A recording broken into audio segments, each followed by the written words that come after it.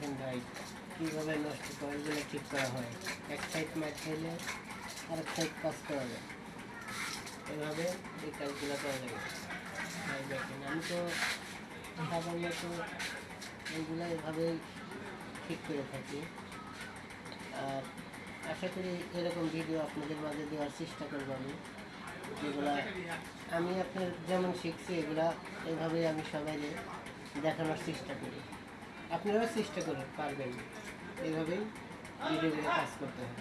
দেখেন আমি কীভাবে কাজ করতেছি, এগুলো দেখেন, তাই বুঝতে পারবেন।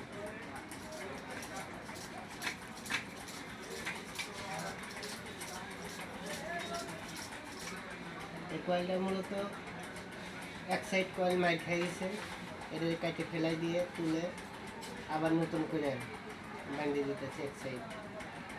দেখেন কী করে পুরো কয়েল কাটতে হবে না, সিঙ্গেল এক সাইড কাটলে হবে। এক সাইড কেটে আরেক সাইডে ভালো করে দেবেন। সবসময় যত বড় কয়েল হোক যা হোক আমি ঠিক করে দেবো ইনশাল্লাহ আপনাদের দোয়া। ভাই আশা করি আপনারা সবাই ভিডিওটা সাবস্ক্রাইব করে নেওয়া, শেয়ার কমেন্ট করে জানাবেন ভিডিওগুলো আপনাদের কেমন লাগবে। ভালো লেগে থাকলে কমেন্ট করে জানাবেন আমাকে, এই কামনে আপনাদের মাঝে করি। এখানে আমি কীভাবে ভিডিওটা দিতেছি আপনাদের মাঝে।